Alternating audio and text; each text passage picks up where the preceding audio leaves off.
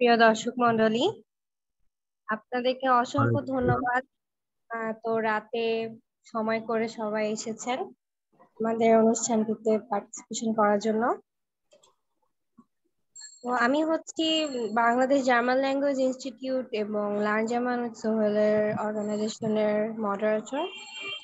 আমার নাম হচ্ছে সুমা রহমান।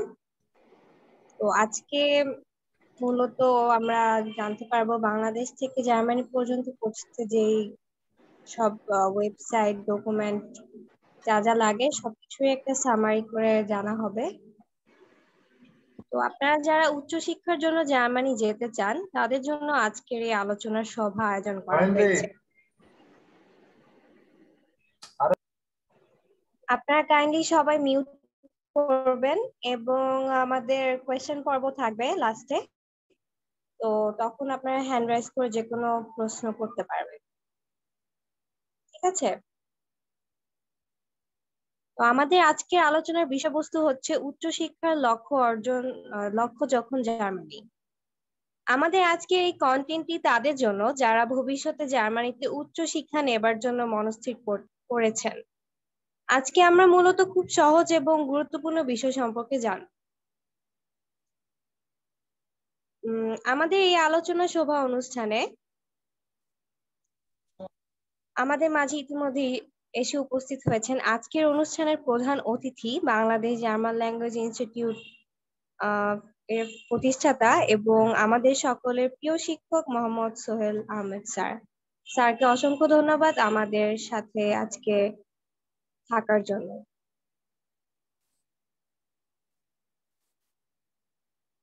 এছাড়া আমাদের বিশেষ অতিথির মধ্যে রয়েছেন, আমাদের মাঝে উপস্থিত হয়েছেন আজকের অনুষ্ঠানের বিশেষ অতিথি, আমাদের সকলের শ্রদ্ধেয় এবং প্রিয় ভাই খালেদ বিন মুসা, যিনি German visa and higher study solutions for Bangladesh students এর অ্যাডমিন। তাকে অনেকেই আমরা চিনি এবং তিনি বর্তমানে জার্মানিতে অধ্যয়নরত অবস্থায় আছেন। তার সম্পর্কে যদি আরো বলি, তিনি ইংরেজি সাহিত্যের উপরে এখন অধ্যয়নরত আছেন। আমাদের মাঝে আরো উপস্থিত আছেন আজকের অনুষ্ঠানের বিশেষ অতিথি রিফাত খান রিয়াদ, যিনি মোহাম্মদ সোহেল আহমেদ স্যারের একজন প্রিয় ছাত্র এবং তিনি বর্তমানে বাংলাদেশে অবস্থান করছেন এবং পরবর্তীতে জার্মানিতে যাওয়ার প্ল্যান করছেন। আমাদের মাঝে বিশেষ অতিথি হিসেবে উপস্থিত আছেন স্যারের আরেকজন প্রিয় ছাত্র ফারহান ইকবাল,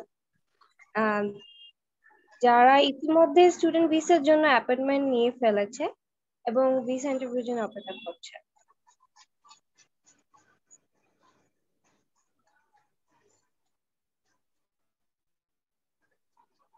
বাংলাদেশ থেকে জার্মানি পর্যন্ত পৌঁছতে A to Z গাইডলাইন। তো আপনি যদি ব্যাচেলর ক্যান্ডিডেট হয়ে থাকেন তাহলে প্রথমে আপনাকে বাংলাদেশে 1 বছর বা 25% পর্যন্ত ক্রেডিট করতে হবে এবং যদি মাস্টার্স এর ক্যান্ডিডেট হয়ে থাকেন তাহলে আপনার বিশ্ববিদ্যালয়টি জার্মান সরকার গ্রহণ করবে কিনা সেটা আপনাকে নিশ্চিত করতে হবে। তো যে সকল বিশ্ববিদ্যালয় জার্মান সরকার গ্রহণ করবে সেটা হচ্ছে অ্যানাবেন। আমি অ্যানাবিনের ওয়েবসাইটটা আপনাদের সাথে এখন শেয়ার করব।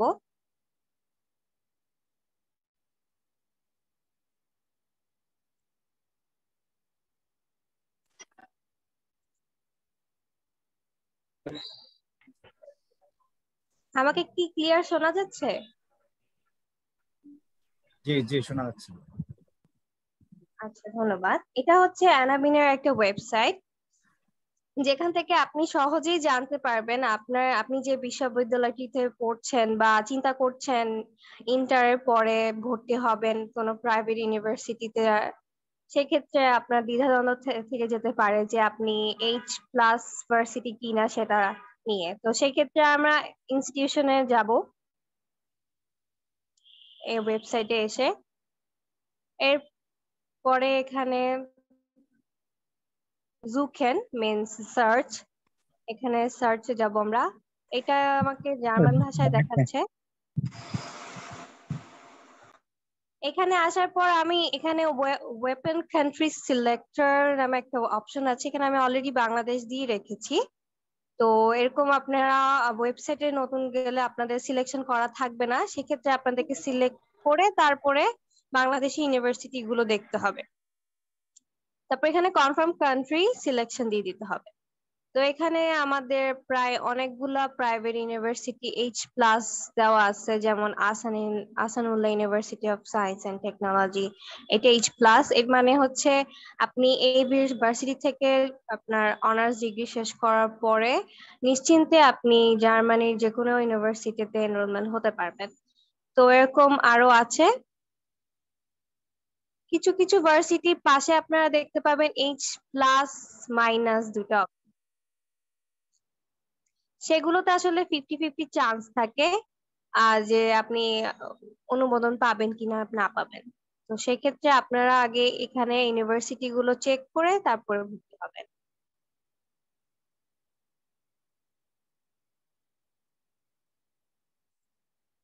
আপনাদের পছন্দের কোর্সটি খুঁজে নেওয়ার জন্য আহ আপনারা কোন ওয়েবসাইটে যেতে পারেন, সেটা হচ্ছে দাদ ওয়েবসাইট।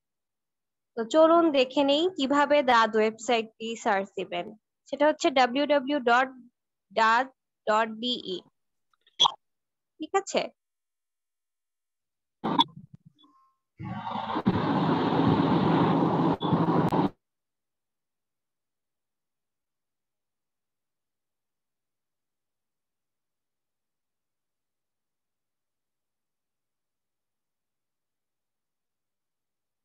এটা হচ্ছে দাদ ওয়েবসাইট, যেখান থেকে স্টুডেন্টরা সাধারণত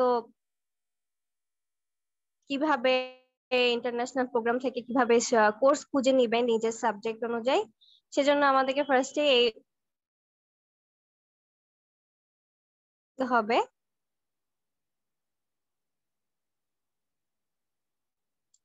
তারপর এখান থেকে আপনার কোর্স টাইপ, যেটা আপনি যদি ব্যাচেলরে যান সেক্ষেত্রে ব্যাচেলর ক্লিক করতে হবে, আপনি যদি মাস্টার্সে যান সেক্ষেত্রে মাস্টার্স, পিএইচডির জন্য পিএইচডি। আপনি যে কোর্স টাইপে পড়ছেন সেটা আপনি এখান থেকে ক্লিক করে নেবেন। আর এখানে কোর্স ল্যাঙ্গুয়েজ আপনি কি ইংলিশে চাচ্ছেন না জার্মানি যাচ্ছেন এটা আপনি ডিসাইড করে নিতে পারবেন। এবং আপনার যে ফিল্ডে আপনি পড়তে চাচ্ছেন সেই ফিল্ডটা এখান থেকে চুজ করে দিতে হবে। এরপরে সার্চ দিলে আপনারা কয়েকটা রেজাল্ট পাবেন। এরপরে ফার্দার ভিডিও আমাদের ইউটিউব চ্যানেল আর কি আছে ওখানে পেয়ে যাবেন। আমি সাপোজ ধরেন আপনাদেরকে মাস্টার্স এর জন্য যদি দেখিয়ে দেই, আম,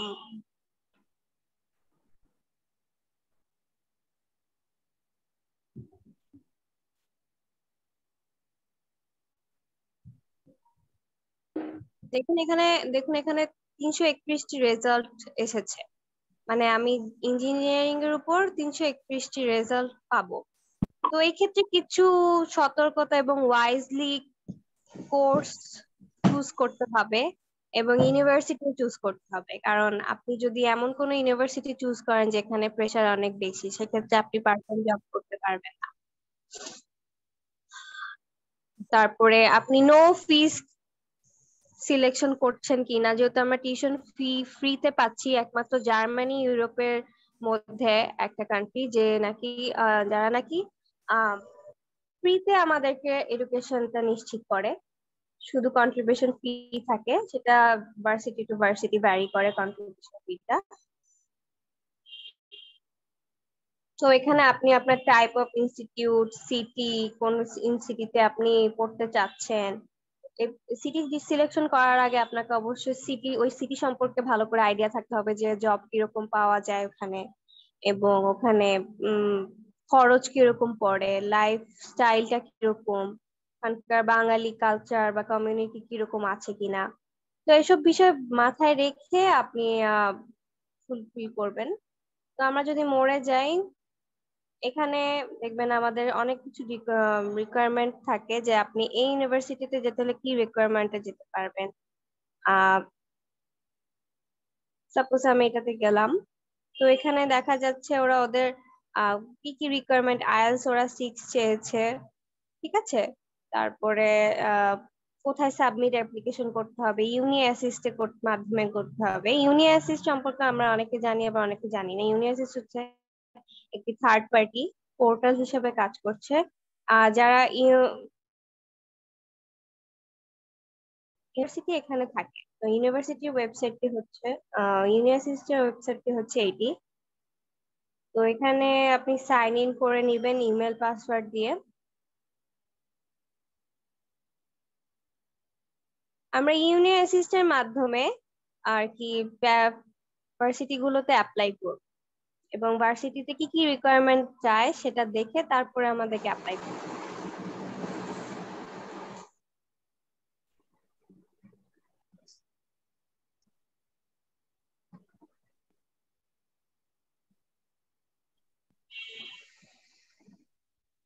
এরপরে আপনাদের কিছু প্রয়োজনীয় ওয়েবসাইট সম্পর্কে জানতে হবে, যেমন মোটিভেশনাল লেটার, কভার লেটারের গ্রামার ও প্লেগারিজম ঠিক আছে কিনা চেক করার জন্য ব্যবহার করতে পারেন grammarly.com। নিজের সিভি এবং কভার লেটার লেখার জন্য নিচের ওয়েবসাইট অয়রূপা.edu, এটাতে আপনি দেখতে পারেন। আমরা আপনাদেরকে সবগুলো ওয়েবসাইটের লিংক আমাদের ইউটিউব চ্যানেলের ডেসক্রিপশন বক্সে দিয়ে দিব। পিডিএফ মার্ক করতে পারবেন নিচের ওয়েবসাইট থেকে, ঠিক আছে? এটা আমরা দিয়ে দিব। তো পিডিএফ মার্ক দেখিয়ে দিই।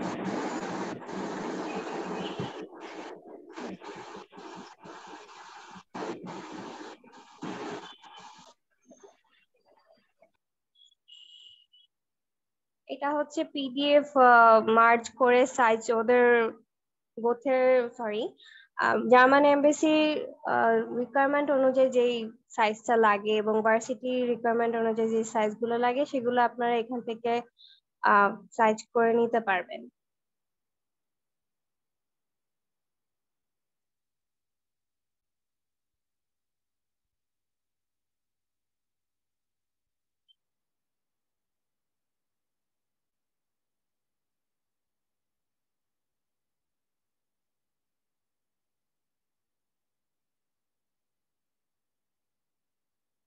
এরপরে আমরা চলে যাব হচ্ছে তাদের পরে চলে যাব জার্মান এমবাসি ওয়েবসাইটে।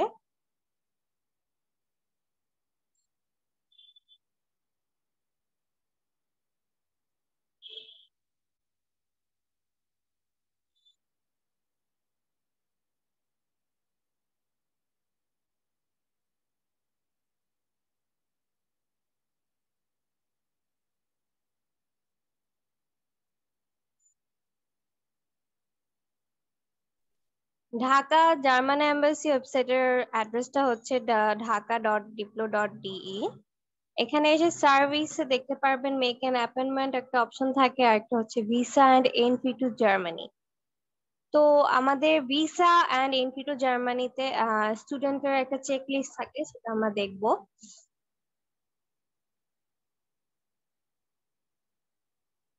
এটা হচ্ছে লং স্টেতে গিয়ে আমরা স্টুডেন্ট ভিসার একটা যেখানে দিস চেক লিস্টের পিডিএফটা ডাউনলোড করে নিব। আমি যেহেতু অলরেডি ডাউনলোড করে নিয়েছি, আমি এটা আমার ডাউনলোড ফাইল থেকে দেখিয়ে দিচ্ছি।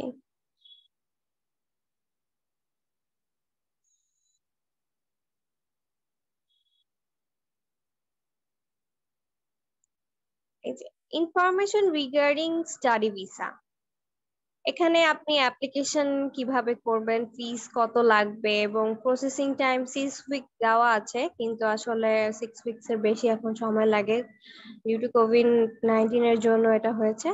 আশা করি এটা আবার 6 উইকস এ চলে আসবে। এরপরে এখানে আমাদের চেক লিস্ট আছে, কিছু জিনিস লাগে যেগুলো আমাদের ভিসা অ্যাপয়েন্টমেন্ট এর জন্য লাগে, এবং হচ্ছে এগুলো কখনো কখনো ভার্সিটি অ্যাপ্লিকেশনে আমরা চেয়ে থাকে আমাদের। তো এখানে ভ্যালিড পাসপোর্ট থাকতে হবে with a validity of at least 12 months. 1 বছরের ভ্যালিড পাসপোর্ট আপনার থাকতে হবে। তারপরে বায়োমেট্রিক্যাল পাসপোর্ট ফটোগ্রাফস থাকবে, ভিসা অ্যাপ্লিকেশন ফর্মস থাকবে। তো ভিসা অ্যাপ্লিকেশন ফর্মসটা হচ্ছে গিয়ে, আমি একটু যদি দেখিয়ে দিই আপনাদেরকে, এই যে এখানে long term visa application form, এটাতে আমি যদি ক্লিক করি এরকম একটা visa application forms online form চলে আসবে। এখানে আপনি আপনার যাবতীয় সবকিছু ফিল আপ করবেন। যদি আপনাদের এটা ফিল আপ করতে কোনো সমস্যা হয় তাহলে আমাদের স্টুডেন্ট ভিসার উপর আরেকটা ইউটিউব ভিডিও আছে, সেখানে ডিটেলস এটা দেওয়া আছে, ওখান থেকে দেখে নিতে পারবেন যখন অ্যাপ্লাই করবেন। তো এরপরে আমাদের copy of your passport data page, পাসপোর্টের ডাটা পেজ লাগবে A4 size copy. Higher secondary education board certificate and marksheet লাগবে, এইচএসসি সার্টিফিকেট এবং মার্কশিটটা অবশ্যই লাগবে। Proof of admission relevant university or institutions. এটা আপনারা বুঝতে পেরেছেন যে অ্যাডমিশনের যে আপনার একটা প্রুফ দিতে হবে যে আপনি অফার লেটার পেয়েছেন, এই ধরনের ইউনিভার্সিটি ডকুমেন্ট শো করতে হবে আর কি।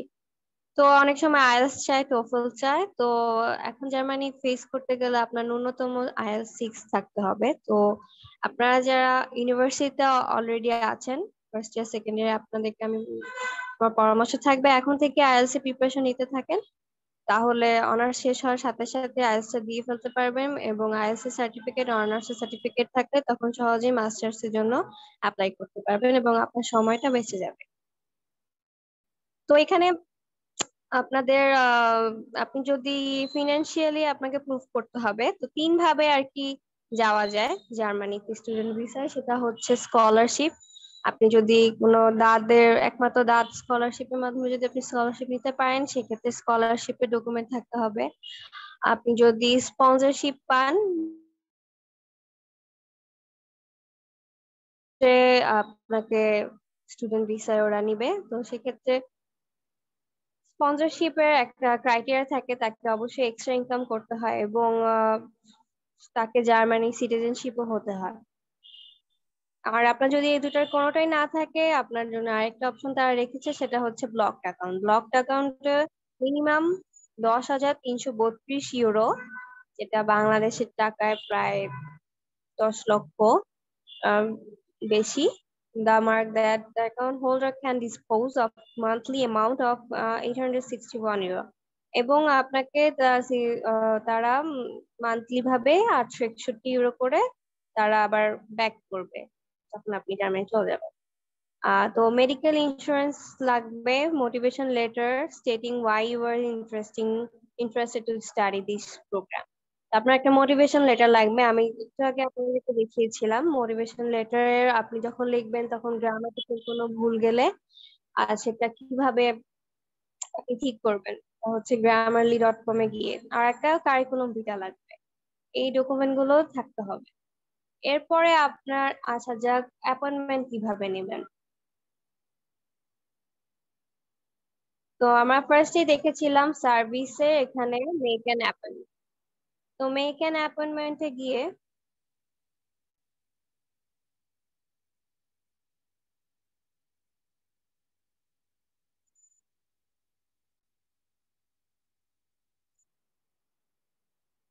কন্টিনিউ দিয়ে দিব।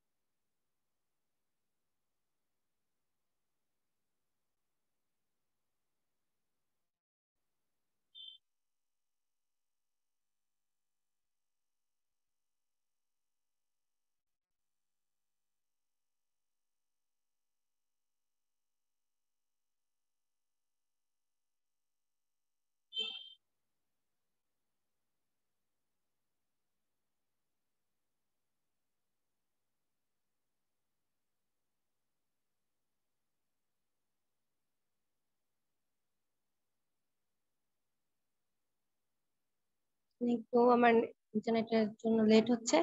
তো এরকম একটা appointment wait list registration for students যে একটা ফর্ম আসবে, এখানে আপনি লাস্ট নেম ফার্স্ট নেমে আপনার ডিটেলসটা দিয়ে লোড আনাদার পিকচার দিয়ে এখানে সাবমিট করে দিবেন, তাহলে আপনার অ্যাপয়েন্টমেন্টটা হয়ে যায়।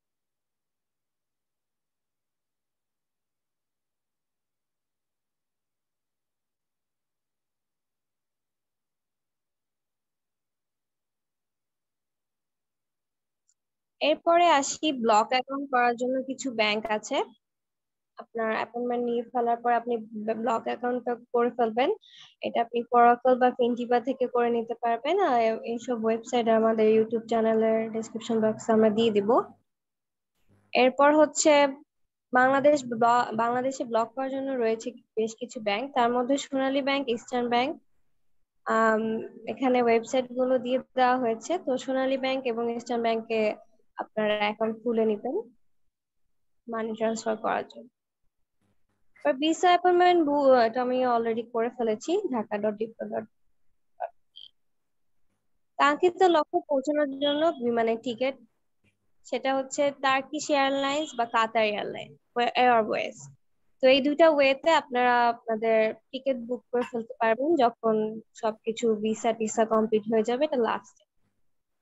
এই তো এটা হচ্ছে খুবই সারসংক্ষেপ এবং summary A to Z guideline.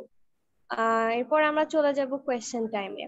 তো কোয়েশ্চেন টাইমে আমাদের বিশেষ অতিথিরা আপনাদের কোয়েশ্চেন নেবেন এবং আপনাদের সমস্যাগুলো সমাধান করবেন। আমি প্ল্যাটফর্মটা ছেড়ে দিচ্ছি আমাদের প্রধান অতিথি এবং বিশেষ অতিথিদের জন্য। ধন্যবাদ। ধন্যবাদ সুমাইয়া রহমান, আপনাকে মানে সুন্দর একটা বুঝিয়ে দেওয়ার জন্য। আচ্ছা, আমি খালিদ ভাইকে কাছে যাব। খালিদ বিন মুসা, আপনি সুমাইয়া যা বলেছে এর এর বাইরে কি কিছু অ্যাড করতে চান, বা উনি কি কোনো কিছু কি বাদ করে গেছে, আপনি কি একটু যদি বলেন। আসসালামু আলাইকুম ভাই। না, সুমাইয়া আপু যেটা বলছে একদম পারফেক্টলি বলছে, এবং উনি যে গাইডলাইনটা দিছে আসলে এটা ফলো করলে মানে যে কারোর জন্য খুব ইজিতে সবকিছু করতে পারবে আর কি। উনি একদম প্রথম থেকে শুরু করে একদম শেষ পর্যন্ত সুন্দরভাবে বুঝিয়ে বলছে। তো আশা করি এর বাহিরে কোনো যদি প্রশ্ন থাকে সেটা করলে অ্যান্সার দেওয়া যাবে। তাহলে আমরা কোশ্চেন সেশনে চলে যাই। যারা কোশ্চেন করবেন কাইন্ডলি একটা হ্যান্ড রাইজ করেন, ঠিক আছে? সবাই হ্যান্ড রাইজ করেন, তাহলে 1 by 1 আমাদের কোশ্চেনটা নিতে সুবিধা হবে।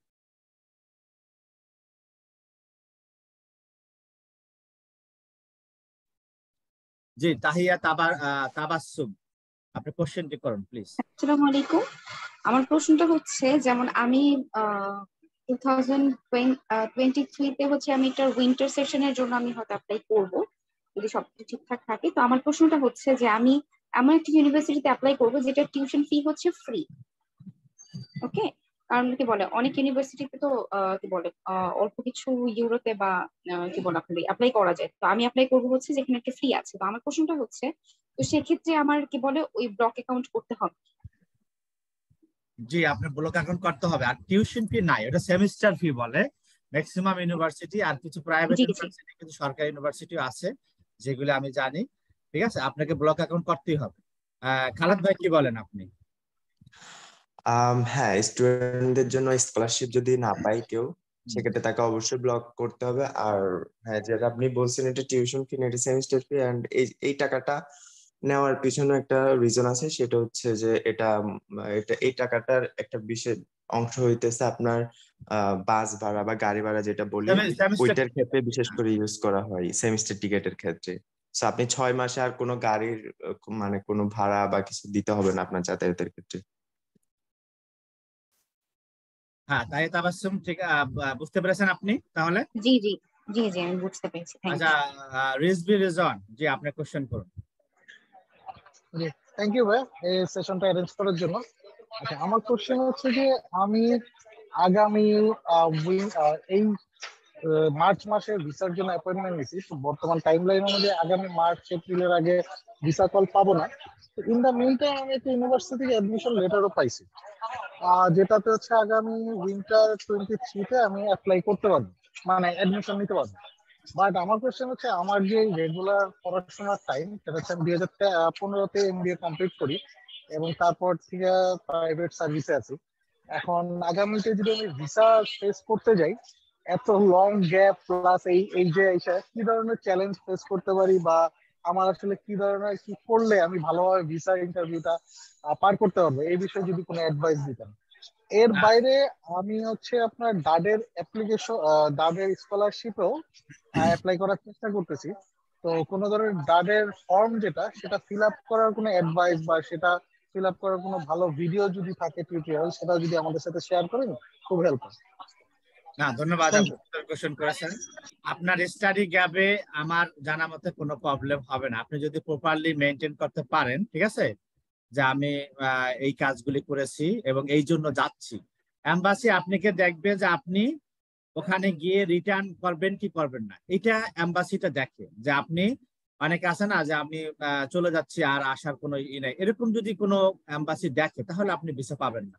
আর যদি এম্বাসি দেখে আপনি জব থেকে ছুটি নেন, অথবা আপনি যদি এরকম কিছু প্রমাণ করতে পারেন যে I will come back to my country, ঠিক না, এবং এরকম যদি কিছু প্রমাণ করতে পারেন তাহলে ভিসা রিফিউজ হয় না। আর সেকেন্ড কোশ্চেন হচ্ছে আপনার ড্যাট স্কলারশিপে কিছু রিকোয়ারমেন্টস আছে, সেগুলো যদি ফুলফিল করতে পারেন অটোমেটিকলি হবে। তো আমার জানা মতো এখানে বেশি গ্যাপ থাকলে ড্যাট স্কলারশিপটা পাওয়াটা টাফ। সেক্ষেত্রে আপনি যদি পিএইচডির জন্য আসেন সেটা আরো ভালো হবে, ঠিক আছে। আপনি ড্যাট স্কলারশিপের জন্য ড্যাট ওয়েবসাইটে সমস্ত কিছু ইনস্ট্রাকশন দেওয়া আছে। আর আমরা নেক্সট সেশনে চেষ্টা করব আবার ড্যাট স্কলারশিপ নিয়ে করার জন্য, ঠিক আছে। আর কোন কোশ্চেন আছে আপনার? না, ধন্যবাদ ভাই, থ্যাংক ইউ। আচ্ছা, ঠিক আছে। মোহাম্মদ তাইয়ুব, আপনি বলেন। আসসালামু আলাইকুম।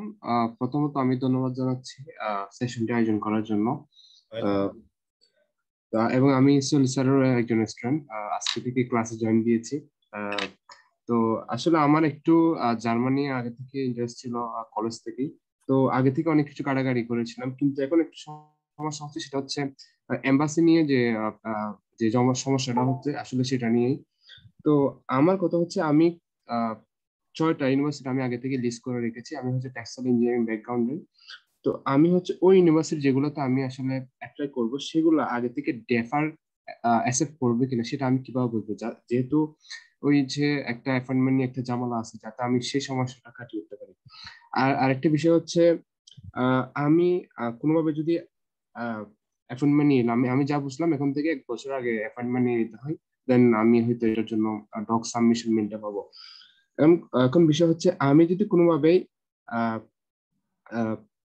অফার লেটারের আগেই গেটে পেয়ে যাই, মানে ডক সাবমিশন মেলটা পেয়ে যাই, এবং মানে 1 মাস পরে আমি অফার লেটারটা পাচ্ছি, এই যে 1 মাসের ডিউরেশনটা, এইটা আমি কিভাবে আসলে ঝামেলাটা আসলে আমি ওভারকাম করবো, এটাই। আচ্ছা, ঠিক আছে, আপনি সুন্দর কোশ্চেন করেছেন। বেসিক্যালি কারেন্ট টাইমে আপনার মূলত নিয়ম হচ্ছে অফার লেটার পাওয়ার পরে আপনি অ্যাপয়েন্টমেন্টটা নেবেন, এটা হচ্ছে রুলস। অনেকে এটা করে থাকেন নো সেকশন, নো দিয়ে করেন, ঠিক আছে, সমস্যা নাই। বাট নো দিয়ে করার পরে যদি অফার লেটার না আসে, আপনি ডকুমেন্ট সাবমিশনে যদি অফার লেটার না দিতে পারেন বা অ্যাডমিশন লেটার না দিতে পারেন, তাহলে আপনার এটা পেন্ডিং এ চলে যাবে, ঠিক আছে। কারণ এখন হিউজ মানে কিউ আপনার এম্বাসিতে, আপনারা জানেন। সো আপনার সেফ সাইডে থাকার চেষ্টা করবেন, এমন কিছু করবেন না যাতে আপনার ফাইলটা কি মানে হোল্ডে চলে যায়। তাহলে কিন্তু আপনি, আর যদি ডকুমেন্ট সাবমিশনের সময় লাকিলি যদি আপনি সবকিছু ওকে থাকে, তাহলে আপনি কি টাইমলি আপনি সবকিছু পারলেন। খালাদ ভাই, ঠিক আছে কিনা? আপনি এই ব্যাপারে কিছু বলেন। হ্যাঁ, 1 মাস সময় পাবেন না, আপনাকে ডকুমেন্ট সাবমিট করতে বলবে, আপনাকে 7 দিন সময় দিবে। 7 দিন সময়ে 7 সেকেন্ড বেশি হইলো আপনাকে। আজকে যদি 4টা বাজে মেল দেয়, আপনি 7 দিনের দিন 4টা পর্যন্ত সময় পাবেন। এর 1 সেকেন্ড বেশি হইলো, ধরেন আপনি এর 1 সেকেন্ড পরে অফার লেটার পাইছেন, এরপর সাবমিট করছেন, হবে না। সো ওই 1 বছরের মধ্যে আপনাকে সামহাও একটা অফার লেটার ম্যানেজ করতে হবে, এন্ড ওটা ভ্যালিড হইতে হবে, মানে যাতে ভার্সিটি আবার একটা টাইম পরে ক্যান্সেল করে না দেয় বা অনলাইনে এনরোলমেন্ট হওয়ার সুযোগ দেয়। এরকম একটা ভার্সিটি চুজ করবেন যাতে অফার লেটার পান এন্ড ওটাতে এনরোল হয়ে থাকতে পারেন। সো ওই 1 মাস ওইরকম সময় পাবেন না আপনি, এন্ড ওটা আপনাকে ক্যান্সেল করে দিয়ে নতুন করে আবার অ্যাপয়েন্টমেন্ট নিতে হবে, 1 বছর আবার ওয়েট করতে হবে। গুড, এক্সেলেন্ট, ঠিক আছে, আপনি আনসার হয়তো পেয়ে গেছেন। কায়েজ আহমেদ। স্যার আমি একটা কোয়েশ্চেন আনসার পাইনি। ফার্স্ট কোয়েশ্চেনটা সেটা হচ্ছে স্যার, ডেফার অ্যাকসেপ্ট করবে কিনা সেটা কি আমি আগে থেকে মেল করে ইয়া, হ্যাঁ, এটা আপনি পাবেন হচ্ছে আপনি ভার্সিটি ওয়েবসাইটে গিয়ে আপনার ডিপার্টমেন্টের যে ইয়াটা আছে ফ্যাকাল্টিতে যাবেন, ওখানে আপনার কোর্স মডারেটর অথবা হইতেছে আপনার কি বলে কোর্স টিচার বা যেরকম আপনার ডিপার্টমেন্টের যে মডারেটর আছে, ওনাকে আপনি মেইল করবেন যে আমি অ্যাপ্লাই করতে চাচ্ছি, এই কোর্সে কি আমার ডেফার করার সুযোগ আছে কিনা। নর্মালি এটা লেখা থাকে না ওয়েবসাইট বা কোথাও, এটা আপনাকে মেইল করে জানতে হবে, হয় মাস্টার অফিসে অথবা কোর্স মডারেটর থেকে জেনে নিতে হবে যে আমি ডেফার করতে পারবো কিনা, বা অনলাইনে তোমরা অনলাইনে আমাকে ভর্তি হওয়ার সুযোগ দিবে কিনা, যেহেতু আমার দেশে একটা এই অবস্থা 12 মাসে ওয়েটিং পিরিয়ড। সো আমাকে জার্মানিতে ফিজিক্যালি রিচ করতে হলে আমার মিনিমাম এই টাইমটা লাগবে, এই সময়টা আমি তোমাদের থেকে পাবো কিনা, বা আমি যদি যেতে না পারি আমাকে ডেফার করার সুযোগ দিবে কিনা। এরকম করে আপনি সুন্দর করে গুছিয়ে একটা মেইল করবেন, দেন ওরা রিপ্লাই করবে। প্রত্যেককে রিপ্লাই করবে ওরা ধরে ধরে, সমস্যা নেই, আপনি জাস্ট মেইল করবেন। Thank you. আচ্ছা, আশা করি আপনি আনসার পেয়ে গেছেন। আর কোনো কোশ্চেন আছে আপনার? না স্যার, আমার কোনো কোশ্চেন। ধন্যবাদ। এমডি কায়েজ আহমেদ, আপনি কোশ্চেন করুন। জি স্যার। স্যার আমার কোশ্চেনটা হচ্ছে স্যার মূলত ব্লক অ্যাকাউন্ট নিয়ে। আমি আসলে অনার্স এর জন্য আর কি যেতে চাচ্ছিলাম, মানে দেশে অলরেডি আমি 1 ইয়ার কমপ্লিট হয়ে গেছে।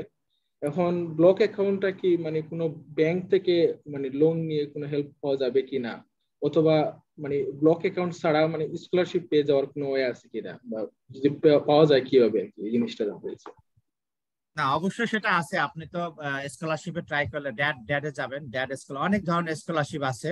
স্যার ডেট তো এটা তো মাস্টার্স এর জন্য যতটুকু আমি জানি, না, অনার্স এর জন্য অনার্সের জন্য, দুটার জন্য, ঠিক আছে? শুধু মাস্টার্স না না না না না ভাই, ডেট স্কলারশিপ অনার্স দেয় না, মাস্টার্স আর পিএইচডি। মাস্টার্স আর পিএইচডি। তাহলে অনার্সে আপনার যেখানে দেয়, ধরেন ইউনিভার্সিটি, কোন ইউনিভার্সিটিতে আপনি খুঁজলে হয়তোবা পাবেন, তাই না? ইউনিভার্সিটি ব্যাচেলরদের হ্যাঁ, ইউনিভার্সিটি থেকে কিছু পার্শিয়াল স্কলারশিপ দেয়, ওটা সম্পূর্ণ কভার করে না, প্রতি মাসে কিছু অ্যামাউন্ট দেয়, অথবা এখানে কিছু এনজিও থেকে দেয়, ওইরকম কিছু স্কলারশিপ আছে। ডেট স্কলারশিপ অনার্সদের জন্য না। আর লোনের ব্যাপার যেটা আপনি বললেন, সেটা আপনি করতে হ্যাঁ পারেন, তাই না? সেটা আপনি পার্সোনাল নিতে পারেন। হ্যাঁ, ওইটা করতে পারে। বাংলাদেশে ব্যাংক গুলাতে লোন দেয়, তবে এটা একটু ঝামেলা আছে, অনেকে দিতে চায় না। বাংলাদেশি ব্যাংক গুলো তো বুঝেন, সিস্টেম আছে বাট দিবে না, অনেক ঘুরাবে। কিছু তবে ট্রাই করতে পারেন। কিছু বন্ধক রাখতে হয় বা জমি জমা, এটা নিয়ে আপনি হয়তো লোন নিতে পারেন। হ্যাঁ হ্যাঁ, ওইটা প্রসেসিংটা ব্যাংকে গিয়ে আপনি ডিরেক্ট কথা বললে ওরা আপনাকে প্রসেসটা বলে দিবে কিভাবে কি করতে হবে, কত দিবে ওরা, আপনাকে কিভাবে পে করতে হবে সেটা। এটা পাওয়ার সম্ভাবনা কত পার্সেন্ট কি? বাংলাদেশের পার্সপেক্টিভে এটা খুব একটা রেয়ার কেস, মানে খুব একটা পাওয়া যায় না, সবাইকে দিতে চায় না। আপনার শক্ত কোনো ইয়া থাকতে হবে, মানে যে আপনার কি বলে, ওই যে জমি জমা বললো বা কোন একজন পার্সন এটার পিছনে আপনাকে গ্রান্টর বলে, তাই না? হ্যাঁ, গ্রান্টেড, ওইরকম হলে দেন আপনি পাওয়ার পসিবিলিটি হাই হবে আর কি। ঠিক আছে, আপনি আনসার পেয়েছেন। সাজ্জাদ হাসান, কোশ্চেন করেন আপনি।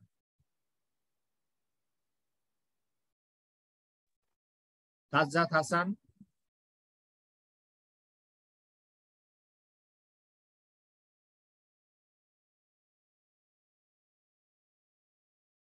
আচ্ছা, ওনাকে কি শোনা যাচ্ছে? জি না। জয়বালা বলেন, আপনাকে সাজ্জাদ হাসান, আপনাকে শোনা যাচ্ছে না। স্যার আমি আগের কোশ্চেনটাকে টেনে কোশ্চেন করি, সেটা হচ্ছে যে ধরেন একজন অফার লেটার পাইলো, পাওয়ার পরে মানে আমার ক্ষেত্রে যেটা হয়েছে, আমি অফার লেটার পাইছি মে মাসে, এখন আমার নেওয়া ছিল, অ্যাপয়েন্টমেন্ট নেওয়া ছিল আগের বছরের ডিসেম্বর মাসে, এখন আমার অফার লেটার ইনভ্যালিড হয়ে যাবে নভেম্বরের ভিতরে। এখন ডিসেম্বর যদি আমি 12 মাস পরেও আমি পাই, এম্বাসি থেকে ডাক পাই, তখন আমার অফার লেটার ভ্যালিড থাকবে না, এবং আমার ইউনিভার্সিটি আমাকে ডাইরেক্ট বলতেছে এটা ডিফার করা সম্ভব না। আর সেক্ষেত্রে আমার করণীয় কি, বা যদি এবার না পাই বা কি বলে মানে পাওয়ার তো সম্ভাবনা টেন্ডস টু 0, সেক্ষেত্রে পরবর্তীতে অফার লেটার আবার পেতে বা এম্বাসিতে আবার করতে সমস্যা হবে কিনা, মানে এটা কি ডিসক্রেডিট হবে কিনা আমার জন্য? আচ্ছা, এটা আপনি ঠিকই বলছেন যে আপনার যদি ডিসক্রেডিট হবে, আপনি তো এখন ক্রুশিয়াল মোমেন্টে আছেন। যদি আপনি ডেপার্ট করা সম্ভব না হয়, আপনি দেখেন যে কখন নিয়েছেন এবং কখন আপনি অ্যাপয়েন্টমেন্টটা পান, মানে অফার লেটারটা পান, ডেপার্ট করা সম্ভব কিনা। এখন তো তাহলে আপনি অ্যাপয়েন্টমেন্ট ক্যান্সেল করতে হবে যদি না হয়। কি খালেদ ভাই, ঠিক আছে? আপনি যদি ওরকম সুইটেবল না হয়, বাট আপনি ডকুমেন্ট সাবমিশন করলেন, অফার লেটার দিলেন না, সেক্ষেত্রে তো সমস্যা। স্যার আমি একটু অ্যাড করি, সেটা হচ্ছে আমিও একটু মানে নিজের চিন্তা করে আমি কি করছিলাম, ডিসেম্বরের অফার লেটার করছিলাম, ক্যান্সেল করেছিলাম, দিয়ে অফার লেটার সহ আবার অ্যাপয়েন্টমেন্ট নিয়েছিলাম, সেটা জুন মাসের দিকে। এখন এটাও তো যদি 1 বছর ঘুরে আসে, আলটিমেটলি ফলাফল তো সেটাই হচ্ছে। হ্যাঁ রাইট, সফল বলে সেটাই করছে। আচ্ছা খালেদ ভাই বলেন, উনি ক্রুশিয়াল মোমেন্টে আছে, কি অ্যাডভাইস দেওয়া যাবে? কোন বছরের জুনে নিয়েছেন আপনি? আমি এই বছরের জুনে আবার নিছি, যখন অফার লেটার পাইছি আবার ক্যান্সেল করে দিয়ে অফার লেটার সহ নিছি। আগে অফার লেটার বাদে নেওয়া ছিল, এবার অফার লেটার সহ। কি দরকার ছিল আপনি ক্যান্সেল করার? এখন তো আপনাকে আরো বেশি ওয়েট করতে হবে। হ্যাঁ তো সমস্যা ছিল না। হ্যাঁ, আপনার থেকে ভ্যালিড অফার লেটার না থাকলে আপনি তো সাবমিট করে লাভ হবে না। করতে পারেন, বাট আপনি ওই যে ইন্টারভিউ কল পাবেন না।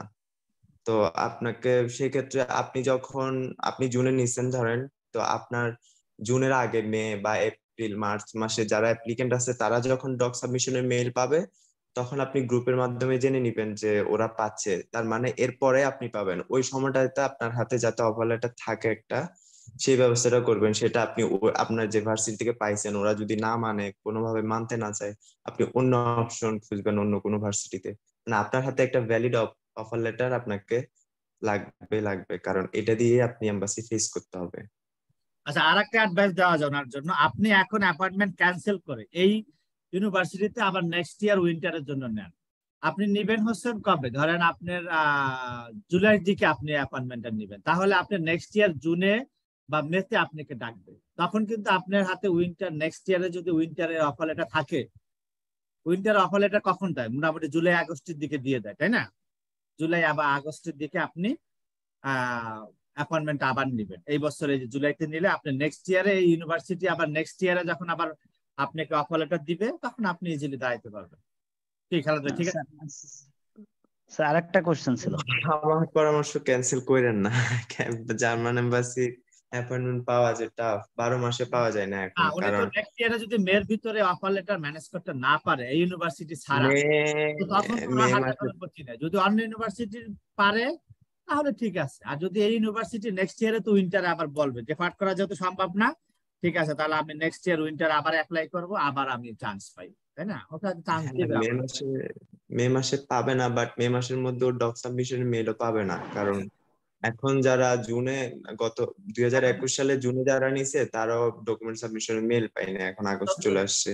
এখন 14 মাস লাগে, 13 মাস লাগে। হ্যাঁ, এটার কোনো আসলে লিমিটেশন না, এটা কোথায় গিয়ে দাঁড়াবে। সো যারা নিচ্ছেন, যারা আসলে জার্মানিতে যাবেন বা হচ্ছে প্ল্যান করছেন, ক্যান্সেল করেন না।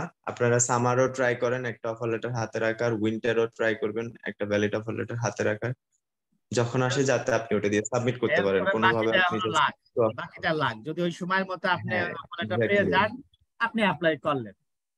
আর এই সময়টাতে আমি সবাইকে যে সাজেশনটা দিই, মানে আমরা তো সবসময় ভালো ভার্সিটি বা ভালো শহরটা খুঁজি, এই ক্রুশিয়াল মোমেন্টটাতে আমাদেরকে খুঁজতে হবে একটা ফ্লেক্সিবল ইউনিভার্সিটি, যেটা আমাকে অনলাইনে অফার করে, যেটা আমার ভর্তি ক্যান্সেল করে না, আমার দেরি হইলে হয় না। অনেক ভার্সিটি আছে এরকম। আমার ভার্সিটি যেটা ছিল, আমি বলছি আমি যদি সামহাও আসতে না পারি এই সময়ের মধ্যে বা এই সেমিস্টারের মধ্যে, তোমাদের করণীয়টা কি, তোমরা আমাকে কি করবা? বলছে নো প্রবলেম, তুমি প্রতি সেমিস্টারে জাস্ট সেমিস্টার ফিটা দিবা, দেন তুমি আমাদের স্টুডেন্ট, তোমার ভর্তি কখনো ক্যান্সেল হবে না, তুমি 3 বছর পরে আসলো সমস্যা নেই। সো আপনারা এরকম একটা ইউনিভার্সিটি খুঁজবেন।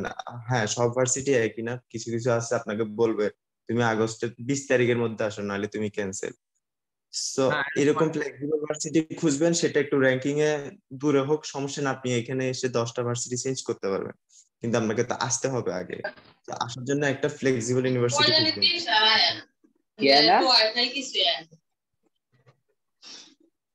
আপনি একটু মিউট করেন, যেটা আপনাকে সুযোগ দিবে আর কি জার্মানিতে আসার ক্ষেত্রে। আচ্ছা ঠিক আছে ভাই, আর একটু অ্যাড করি ভাই। সেটা হচ্ছে যে আমার একটা পাসপোর্ট আছে, যেটা ধরেন আর মেয়াদ আছে 15 মাস মতো। এখন আমি যদি নতুন পাসপোর্টের জন্য অ্যাপ্লাই করি, সেক্ষেত্রে আমি তো নতুন পাসপোর্ট নাম্বার পাবো, সেটা দেখে আমি 2টা অ্যাপয়েন্টমেন্ট নিয়ে রাখবো, ইমেল নাম্বার। আব্দুর রহমান আপনি মিউট করেন। হ্যাঁ না, আপনি একটা ওল্ড পাসপোর্ট দিয়ে করেছেন, ওইটাই করছেন, কোনো সমস্যা হবে না। আপনি নতুন পাসপোর্ট পেলে দুইটাই সাথে রাখবেন, ঠিক আছে? নতুন পাসপোর্টে আপনার পুরান পাসপোর্টের ইনফরমেশনটা থাকে, সো ওটা কোনো সমস্যা হবে না। কোনো প্রবলেম না। হ্যাঁ ঠিক স্যার আছে। আমি কি অ্যাড করতে পারি সেম কোশ্চেনটাতে? আচ্ছা হ্যাঁ, ইউজার আপনার নামটা কি প্লিজ? সবাই যার যার নামে আসেন তাহলে সুবিধা হবে। হ্যাঁ করেন, সমস্যা নেই, কোশ্চেন করেন।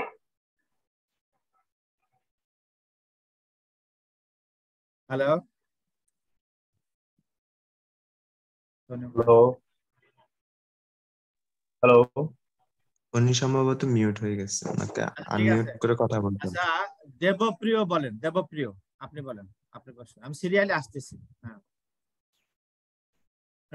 আমার কোশ্চেনটা হচ্ছে যে আমার যদি ব্যাচেলারের পরে জব পাওয়ার আগ পর্যন্ত যদি একটা গ্যাপ থাকে 1 বছরের মতো, তো তখন কি ওইটা আমার ভিসা পাইতে কোনো প্রবলেম হবে? না এটা আমার মনে হয় না। আপনি যদি কারণ ভিসা পেতে তো এখন 1-1.5 বছর লাগে, কি খালেদ ভাই? এটা হ্যাঁ 1 বছর কোনো গ্যাপই না, 1-1.5 বছর 2 বছর এটা গ্যাপের মধ্যে পড়ে না। এটা আপনি জাস্ট হয়তো জিজ্ঞেস করতে পারে যে তুমি কি করছো, তোমার তো এই বছর বের হইছো, এখন তোমার এই সাল চলতেছে, এর মধ্যে কি করছো? আপনি বলবেন আমি প্রিপারেশন নিছি, আইএলটিএস দিছি, আমি অ্যাপ্লাই করছি, আমি বিদেশে যাওয়ার জন্য ট্রাই করতেছি। হ্যাঁ তোমরাই তো 1 বছর খাইছো আমার, এটা গ্যাপ কেমনে হলো? সো এটা কোনো সমস্যা না, আপনি জাস্ট বলবেন আমি প্রিপারেশন নিছি, আইএলটিএস দিছি, সে করছে, এগুলাই। আচ্ছা আচ্ছা, তো এরকম কোনো ইস্যু আপাতত হচ্ছে না? না না না এটা কোনো ইস্যু না, আমার নিজেরই তো লাগছে 2 বছর।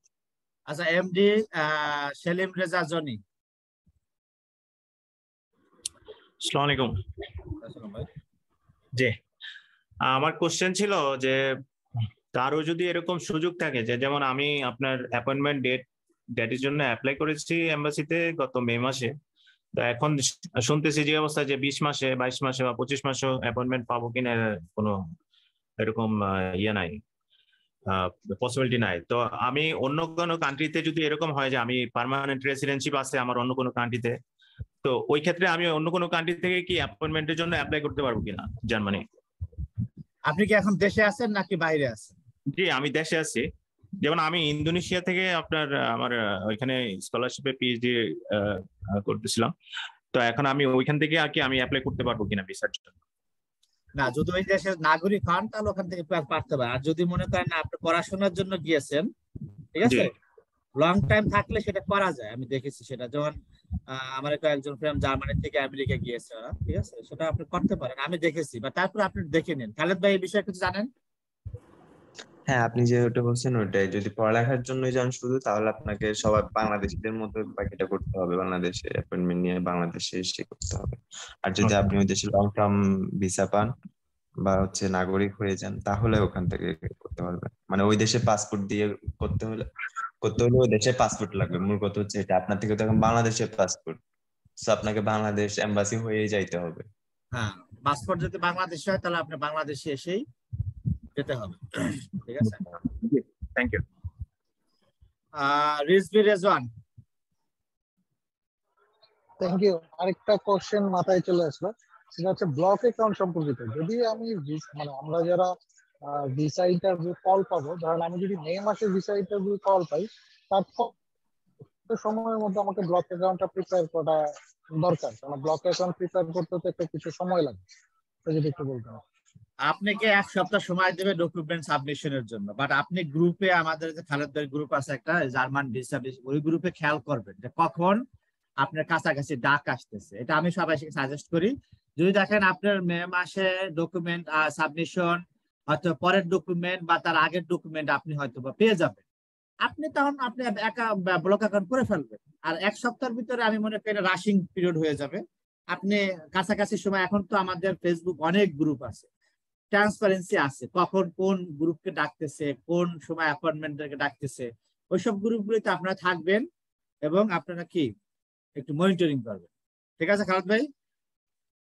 হ্যাঁ যেটা ওই যে একটু চোখ খোলা রাখতে হবে যে আমার কোনো ব্যাপার না। আমার আগের অ্যাপ্লিকেন্টদেরকে ডাকতেছে, মানে ধরেন আমি মেতে নিলাম, এখন এপ্রিল মাসের অ্যাপ্লিকেন্টদের ডাকতেছে, মানে ওদেরকে ডকুমেন্ট দিছে, তো এরপরে 1-2 মাসে আমাকে দিবে। তো আমার হাতে যদি টাকা ম্যানেজ থাকে দেন আমি ব্লক করে ফেলবো। আর যদি টাকা পয়সা খুব বেশি সমস্যা থাকে 7 দিন এনাফ, 3 দিন লাগে ব্লক করতে, মানে ব্লক কনফার্মেশন পাইতে। আপনার সময় দেওয়া হবে 7 দিন পর্যন্ত। হ্যাঁ, নাবিদ, নাবিদ বলেন।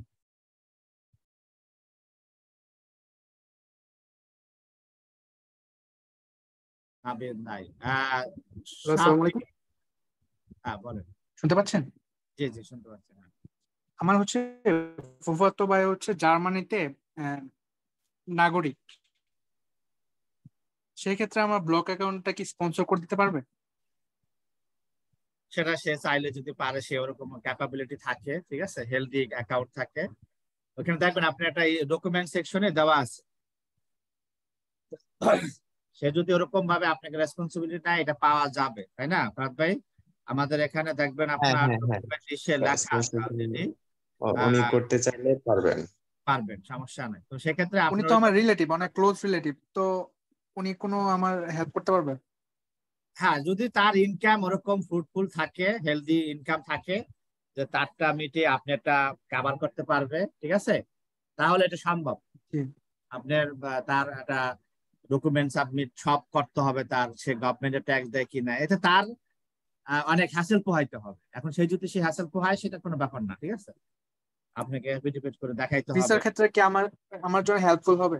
না, এটা ভিসার ক্ষেত্রে হেল্পফুল বা মানে আপনার ক্ষতি এরকম কিছু না, এটা জাস্ট আপনার ফিনান্সিয়াল একটা সাপোর্ট।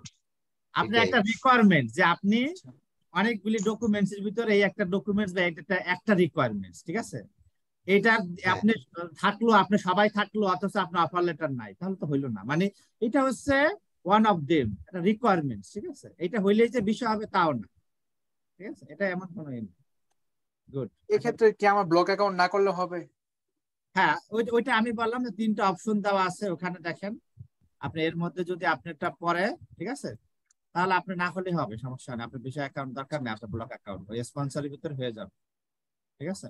আচ্ছা, আমি এখন একটা কথা বলি, আমি হচ্ছে ইন্ডিপেন্ডেন্ট ইউনিভার্সিটি পড়তেছি, সিএসসি তে 3rd ইয়ারে। তো আমার 2024 সালের মিডে আর কি, এপ্রিলের মধ্যে আমার গ্রাজুয়েশন শেষ হয়ে যাবে। তো এই ক্ষেত্রে আমার প্রসেসিংটা কখন থেকে শুরু করলে ভালো হয়? মানে আমি গ্রাজুয়েশন শেষ করার সাথে সাথে চলে যেতে চাইছি। আপনি 2023 সালের মাঝামাঝিতে দেখবেন আর কি এমবাসির কি অবস্থা, এখন ওয়েটিং পিরিয়ড কয় মাস। তখন যদি দেখেন 12-14 মাস, তখন আপনার 2024 এর মাঝামাঝিতে। ইয়েস, আপনি 23 সালের মাঝামাঝিতে দেখবেন, কারণ এটাতে 1 বছর টাইম নেই। তো তখন দেখবেন কি সময়টা কি আরো কমছে না বাড়তেছে, ওই হিসেবে আপনি অ্যাপয়েন্টমেন্ট নেবেন। হ্যাঁ, উনি ঠিকই এরপরে বলেছেন। অন্যান্য গ্রুপ আছে, সেই গ্রুপগুলিতে একটু কাইন্ডলি দেখেন, ঠিক আছে, যে কখন কোথায়। আপনি তো অনেক দিন, প্রায় 2024-এ, ততদিনে হয়তো বা এটা ফ্লেক্সিবল হইতেও পারে। আচ্ছা হ্যাঁ, শাফি, বাট এটা ভালো দিক, উনি যে 2 বছর আগে থেকে সচেতন হয়েছে, কারণ এটা দরকার এমবাসির জন্য এখন। হ্যাঁ, জার্মান ভিসার জন্য 2 বছর আগে থেকে। আইএলটিএসটা কি আমি এখনই দিব নাকি গ্রাজুয়েশনের পরে? না না ভাই, এখন দিয়েন না, আপনি 2 বছর বের হইতে তো লাগবে, 2 বছরের মধ্যে আপনার আইএলটিএস এর মেয়াদ শেষ হয়ে যাবে। হ্যাঁ, আইএলটিএস এর মেয়াদই থাকে 2 বছর। 2 বছর মেয়াদ থাকে, হ্যাঁ। আচ্ছা সাজ্জাদ হোসেন, সাজ্জাদ হোসেন বলেন। আসসালামু আলাইকুম ভাই। আসসালাম ভাই। আচ্ছা ভাই, আমার কোশ্চেনটা হচ্ছে ব্যাচেলরের 25% কে, হ্যালো, হ্যাঁ বলেন, বাকিরা একটু মিউট করবেন কাইন্ডলি। হ্যাঁ, যে ব্যাচেলরের 25% ক্রেডিট নেওয়ার জন্য ন্যাশনাল ইউনিভার্সিটি অন্তর্ভুক্ত সকল ইনস্টিটিউটে কি অ্যাকসেপ্টেবল? এটা আমার খালাত ভাই জানেন এটা কিছু? ওনার কোয়েশ্চেনটা কি ছিল? ন্যাশনাল ইউনিভার্সিটি, হ্যাঁ, ন্যাশনাল ইউনিভার্সিটি অন্তর্ভুক্ত সকল ইনস্টিটিউট কি অ্যাকসেপ্টেবল? হ্যাঁ হ্যাঁ অবশ্যই, কেন না, অনেকেই তো যায় ন্যাশনাল ইউনিভার্সিটি থেকে। সার্টিফিকেট তো ন্যাশনাল ভার্সিটি দেয়, তাই না? হ্যাঁ হ্যাঁ হ্যাঁ হ্যাঁ, তো হ্যাঁ আচ্ছা, ওকে, পারবেন। আর এটা 25% অথবা ন্যাশনাল ইউনিভার্সিটি থেকে হলে 1 বছর, মানে 4 বছরের মধ্যে 1 বছর কাউন্ট করে। ওটা 25% না হইলেও অনেক সময় মানে প্রবলেম হয় না, 1 বছর হইলে হয়। ওকে। আচ্ছা সাদ রহমান, আপনার সংক্ষেপে কোশ্চেন করে ফেলুন, আমাদের সময় আর বেশি নাই। হ্যাঁ, সাদ রহমান বলেন। আসসালামু আলাইকুম স্যার। আসসালাম, হ্যাঁ ভাই বলেন। স্যার, সাইকোলজি থেকে কোন কোন সাবজেক্টে ইয়া করলে স্যার হচ্ছে যে চুজ করলে স্যার আমি অফার লেটার খুব তাড়াতাড়ি পেতে পারি, এরকম কোন সাবজেক্ট যদি স্যার একটু আপনি সাজেস্ট করতেন। এটা আমার জানা নেই, আমার সাইকোলজি সাবজেক্ট না। খালেদ ভাই বলতে পারবেন? কে বলতে পারবেন তার কাছ থেকে? খালেদ ভাই কে আছেন, কে বলতে পারবেন?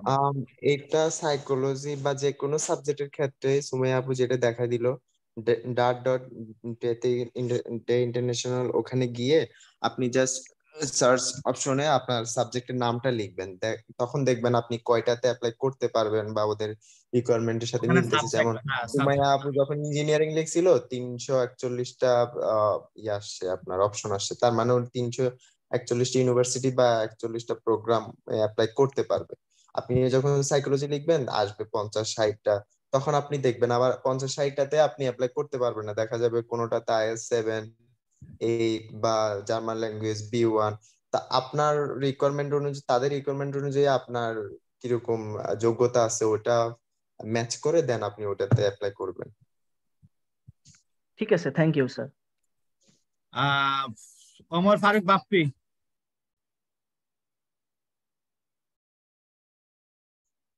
আসসালামু আলাইকুম স্যার। স্যার আমি জানতে চাচ্ছিলাম যে স্যার হাউস বিল্ডিং এ ভিসা এখন কি মানে বাংলাদেশ থেকে কিরকম দেয়, বা এই বিষয়ে যদি একটু জানতে পারতাম। আজকে তো আমাদের topic student visa. House building এর কেউ আছেন এখানে? খালেদ ভাই বলতে, আমার জানা মতে হয়তো যায়, হ্যাঁ খুব কম। খালেদ ভাই কিছু জানেন হাউস বিল্ডিং এ কয়জন গিয়েছে বা কি অবস্থা? কে জানেন? রিফাত কি জানেন? রিফাত? হ্যাঁ রিফাত। জি স্যার, আসসালামু আলাইকুম। আসসালাম। হ্যাঁ, আপনি হাউস বিল্ডিং সম্পর্কে কি জানেন, মানে কয়জন গিয়েছে বা কি অবস্থার, মানে পার্সেন্টেজ কতটুকু উনি জানতে চাচ্ছেন? বাংলাদেশ থেকে এই পর্যন্ত মাত্র 3 জন অ্যাপ্লাই করছে এবং কি 3 জনেরই ভিসা হয়েছে। এটা তো ন্যাশনাল ডি ক্যাটাগরির জব ভিসা, এটাতে রিজেকশন খাওয়ার কোনো ওয়ে নাই। মানে B1 এটা সার্টিফিকেটটা থাকলেই, আর যদি কোম্পানি ঠিক মতো অফার লেটারটা থাকে তো তারা ভিসা দিয়ে দেয়, ঝামেলা করে না। Good, excellent. শুনলেন তাহলে অমর ভাই। জি এবার স্যার। মারুফ মজুমদার, কুইকলি কোশ্চেনটা করে ফেলুন। মারুফ মজুমদার। হ্যালো, শুনতে পাচ্ছেন? হ্যালো। জি জি জি। জি, আমি হচ্ছে ওই অ্যাপয়েন্টমেন্টের জন্য অ্যাপ্লাই করেছি হচ্ছে জুনের 18 তারিখে। হ্যাঁ, তো আমার কি আমার ধরতে পারবো 2000 পরের পরে, মানে 2023-এ আমার তো মনে হয় ধরতে পারবো না, তাই না? এটা আসলে প্রেডিকশন করা ভুল। হ্যাঁ খালেদ ভাই বলেন। না, 23-এর সামারে তো পসিবল না, কোনোভাবেই না। কারণ বর্তমানে ইন্টারভিউ ডেট চলে গেছে আগস্টের 17 তারিখ, সেটা হইতেছে 2021 সালের জুন মাসের বা 21 সালের মে মাসের অ্যাপ্লিকেন্ট। আপনি হচ্ছেন 22 সালের জুন মাস। আপনারটা তো 23-এর জুন তাই না, বা মে? হ্যাঁ, তো ওই হিসেবে আপনি পরের বছর আগস্ট সেপ্টেম্বর অক্টোবরের দিকে পাইতে পারেন, তখন তো সামার থাকবে না, উইন্টার চলে আসবে, ভিসা পাইতে মানে পাইতে ডিসেম্বর এরকম হয়ে যাবে। এখন যেটা হবে তার মানে কি আমাকে তবে ইন্টারভিউ সেটা হবে? সেটা আমি হয়ে যাবে বা হবে একদম এনশিওর করতে পারবো না, কারণ এমবাসি যে কোনো মুহূর্তে চাইলে এটা অনেক কমায় আনতে পারবে। এমবাসি যদি ভালোভাবে 3 মাস কাজ করে আপনি জানুয়ারিতে যাইতে পারবেন, এটা কোনো it's not a big deal তাদের জন্য। মানে এখন যে তো পজিশনে আছে এই হ্যাঁ, পজিশনে এখন যে পরিস্থিতি সেই পরিস্থিতি নেক্সট অনুযায়ী ইয়ার আপনি জুন জুলাইতে আপনি পাবেন। পরের বছরের ডিসেম্বরের মতো হয়ে যাবে আস্তে আস্তে। আচ্ছা, এমবেসি ধরেন, এমবেসি ডেট করা, এমবেসি মানে সেট করার ডেট চলে আসছে, বাট আমার হাতে কোনো অফার লেটার নাই, এরকম সিচুয়েশনে কি আমার মানে ভিসা একদম ব্যান হয়ে যাবে, এরকম কোনো কি যে আমি কখনোই অ্যাপ্লাই করতে পারবো না? অফার লেটার না থাকলে ডেফার লেটার থাকলেও হবে, মানে আপনাকে জাস্ট ভার্সিটি থেকে ডেফার লেটার নিয়ে রাখলেও হবে। যদি সেটাও না থাকে তাহলে তো হবে না, মানে কোনো কিছু না থাকলে আপনাকে তো ইন্টারভিউ ডেট দিবেন, আর ইন্টারভিউ ডেট দিলে আপনাকে ইন্টারভিউ দিন ওই জিনিসগুলো চাইবে, তখন তো আপনাকে দিতেই হবে। আচ্ছা, আমি এরকম এক জায়গায় শুনছি যে এই ধরনের সিচুয়েশনে যারা এই ডকুমেন্টস গুলো দেখায় যে সে আসলে অ্যাডমিশন পাইছে কিংবা তার ডেফার লেটার আছে, হ্যাঁ, তাদেরকে নাকি পরবর্তীতে আর ভিসার জন্য অ্যাপ্লাই করার সুযোগ দেওয়া হয়, এটা কি সত্যি নাকি? আমি বুঝিনি আপনার কথা। মানে তারা কি আর জার্মান ভিসার জন্য অ্যাপ্লাই করতে পারে যদি এরকম কোনো সিচুয়েশন তৈরি হয় যে হাতের মধ্যে, তার হাতে কোনো অফার লেটার নাই, প্লাস হচ্ছে হ্যাঁ মানে ডেফার করতে এরকম লেটারও নাই? জার্মান ভিসার জন্য অ্যাপয়েন্টমেন্ট তো নিতে পারবেন না, অ্যাপয়েন্টমেন্ট নিতে তো অফার লেটার লাগে না, নো দিয়ে নিবেন আপনি। আর হচ্ছে কি বলে ওইখানে স্টুডেন্ট অবস্থায় অ্যাপয়েন্টমেন্ট কি নেওয়ার সময় আপনার থেকে জিজ্ঞেস করবে তোমার কাছে অফার লেটার আছে কিনা, ইয়েস নো, দেন আপনি নো দিবেন। এরপরে আপনি 5 মাস পরে অফার লেটার পাইলেন, সমস্যা নেই। এখন এখন বর্তমান সিচুয়েশন অনুযায়ী এটাই করতে হবে। আর হচ্ছে স্টুডেন্ট যারা তারা কি ফ্রিল্যান্সিং করতে পারে? ধরেন পার্ট টাইম জব করবে না, ফ্রিল্যান্সিং করবে, এটা কি পসিবল? করতে পারে, করে, অনেকে করে।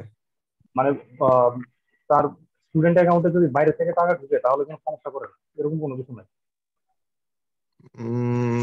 স্টুডেন্ট অ্যাকাউন্ট না, আপনি অ্যাকাউন্টটা বাংলাদেশের কোন একটা কিছু দিলে বেটার হবে। আচ্ছা আচ্ছা আচ্ছা, এটা একটা। তারপর হচ্ছে ওই ড্যাডের যে স্কলারশিপের কথা বললেন, ওইখানে কি সিজিপিএ ম্যাটার করবে? অবশ্যই ম্যাটার করবে। তো রিকোয়ারমেন্টস থাকবে আপনাকে, মানে সবাইকে তো আর স্কলারশিপ দিবে না।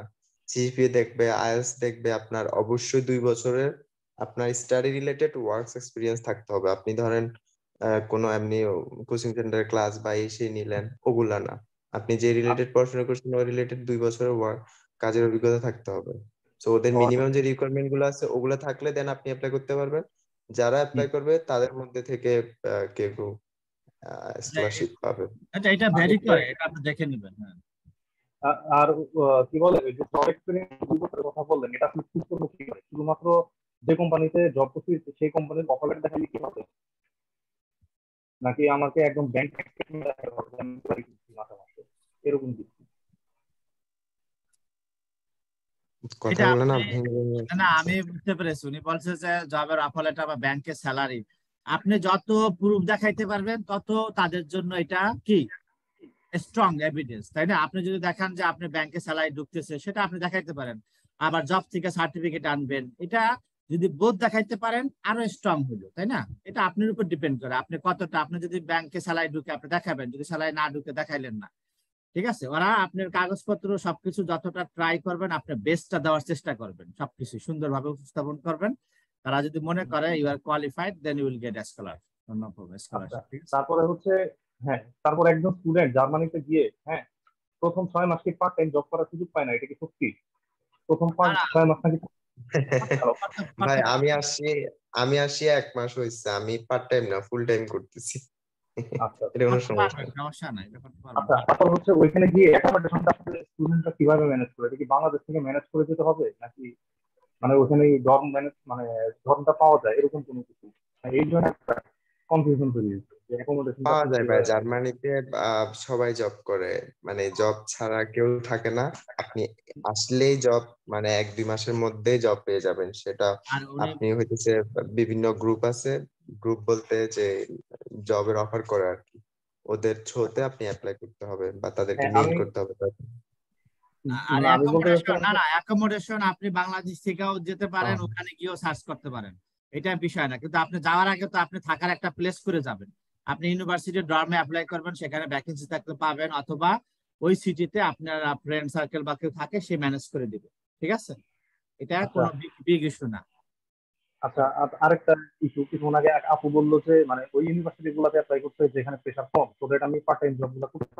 তো এটা আসলে বোঝার উপায় কি যে আসলে কোন ইউনিভার্সিটি গুলোতে প্রেশার এটা আপনি ইউনিভার্সিটি না, আপনার জার্মানির ইউনিভার্সিটি কোন এরিয়ায় সেটা ম্যাপ দেখবেন, ওইখানে সম্পর্কে আপনি জার্মানিতে ওয়েবসাইটে সব পাওয়া যায়, ঠিক আছে? এখন ওয়েবসাইটে এমন কোনো জিনিস নেই যে পাওয়া যায় না। ওইখানকার লিভিং কস্ট, তারপরে আপনার ওইখানকার জব পারপাস সব আপনি গুগলে পাবেন, ঠিক আছে? এটা কোনো ব্যাপার না, এটা গুগলে পাবেন। আর যদি ওখানে কোনো কেউ থাকে আপনার, সেটা আরো ভালো, ঠিক আছে? আপনি ইনফরমেশন 95% ইনফরমেশন আপনি গুগলে পাবেন। ওইখানকার লিভিং কস্ট আপনি যদি লেখেন লিভিং কস্ট ইন বার্লিন, দেখবেন সুন্দর চলে আসে। হয়তো 19-20 হতে পারে, 18-20 হতে পারে।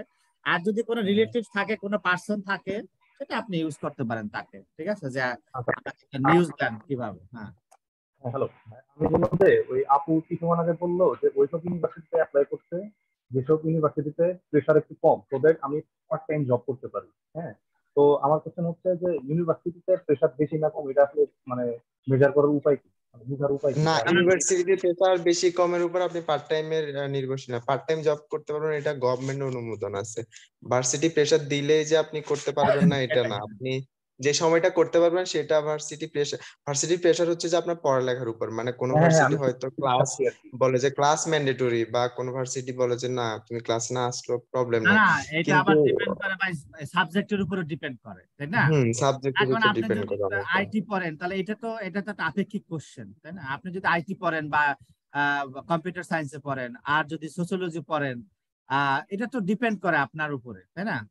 এটা আপনি আর আপনি চাইলেও মানে বেশি কাজ করতে পারবেন না, ওদের একটা টাইম আছে, মানে আপনি সপ্তাহে 20 ঘন্টা বা মাসে 80 ঘন্টা, এটা হচ্ছে যে একটা স্টুডেন্টের কাজ করার সময় আর কি। তো আপনাকে ভার্সিটি যতই প্রেশার দিক আপনি এই সময়টা কাজ করতে পারবেন, আবার কম প্রেশার দিলেও আপনি মানে ডাবল করতে পারবেন না, বিষয় হচ্ছে এরকম। আচ্ছা ঠিক আছে মারুফ ভাই, আপনার যদি আরো কোনো কোশ্চেন থাকে আপনি আমাকে পার্সোনালি জিজ্ঞেস করবেন, ঠিক আছে? আচ্ছা আমরা মানে সময় কিন্তু শেষ, ওভার টাইম চলতেছে আমাদের 1 ঘন্টা টাইম দেওয়ার কথা ছিল সবাইকে। আপনারা সংক্ষেপে একটু আনসার দিবেন, ঠিক আছে? সংক্ষেপে কোশ্চেন করবেন, সংক্ষেপে আমরা আনসার দেওয়ার জি চেষ্টা করব। আমার একটা কোয়েশ্চেন ছিল। আচ্ছা আমি 1 বাই 1 আসতেছি, ঠিক আছে? তাহিয়া তাবাসসুম বলেন। আমার কোয়েশ্চেনটা হচ্ছে যেমন আমি হচ্ছে এবারের উইন্টারে আমি অ্যাপ্লাই করতে চেয়েছিলাম, কিন্তু আমি আমার ফ্যামিলিগত কারণে আমার আব্বু হঠাৎ অসুস্থ হয়ে এই জন্য করতে পারিনি। তো আমার প্রশ্ন হচ্ছে আমি তখন আমার ইউনিভার্সিটি থেকে একটা রেফারেন্স একটা কি বলে এটা নিয়েছিলাম আর কি আমার দুই প্রফেসরের কাছ থেকে। এখন আমার কথা হচ্ছে আমি যখন পরের বার যখন অ্যাপ্লাই করবো আমার কি সেটা আবার নিতে হবে নাকি নাকি ওই পুরোনোটা দিয়ে পারবো? আর সেকেন্ড প্রশ্নটা হচ্ছে আমি এখন আর কি একটা জবে আছি, হ্যাঁ। তো এখন আমি যখন কি বলে পরের বছর আমি অ্যাপ্লাই করতে করতে আমার এক্সপিরিয়েন্স প্রায় 3 ইয়ার্স প্লাস হয়ে যাবে। তো এখন আমি আমার এক্সপিরিয়েন্সের যে লেটারটা আছে এটা আমি আমার অফিস থেকে এখন আর কি কি বলে আপনার কি বলে আপনার ওই উঠাইনি আর কি। তো আমার প্রশ্নটা হচ্ছে যে এটা কি আমি একদম শেষের দিকে নিব নাকি এখনই আসলে আমি উঠাই ফেলবো? না, এক্সপেরিয়েন্স লেটার ব্যাপারে আমি যেটা বলি যে আপনি যখন অ্যাপ্লাই করবেন ইউনিভার্সিটি অফার লেটার পেয়ে গেছেন আপনার ওই এক্সপিরিয়েন্স দিয়ে, তাহলে তার দরকার হবে না। আর ভিসা এম্বাসি ফেস করার জন্য আমি বলবো যে যখন আপনার কাছাকাছি সময় আসবে ইন্টারভিউর, তখন আপনি ইন্টারভিউতে নিয়ে যেতে পারেন, ঠিক আছে? এটা ম্যান্ডেটরি কোনো ডকুমেন্টস না, ডকুমেন্ট লিস্টের ভিতরে জব এক্সপিরিয়েন্স নাই, বাট এটা এডিশনাল ডকুমেন্টস। আর যদি অফার লেটার আপনার যে কোনো ডকুমেন্টস দিয়ে পেয়েছেন, আপনি অফার লেটার তো পেয়েই গেছেন, ঠিক আছে? আর 1 নম্বর কোশ্চেনটা খালেদ ভাই বলেন। 1 নম্বর কোশ্চেনে কি ছিল ভাইয়া? আমার প্রশ্নটা ছিল হচ্ছে যে আমি যখন পরবর্তীতে আমি যখন অ্যাপ্লাই করবো তো সেক্ষেত্রে আমি আমার পুরোনো যে রেফারেন্স আর কি যে লেটার গুলো ছিল আমার আচ্ছা প্রফেসরের। আচ্ছা, না হ্যাঁ হ্যাঁ, ওটা কোনো সমস্যা না, আপনি ওটা দিয়ে করতে পারবেন। আপনি যদি নিতে পারেন নতুন করে ওটা ভালো, আর আগেরটাও যে হবে না ওটা না, ওটা হবে, সমস্যা নেই। Thank you. হ্যাঁ, মোহাম্মদ তায়ুব।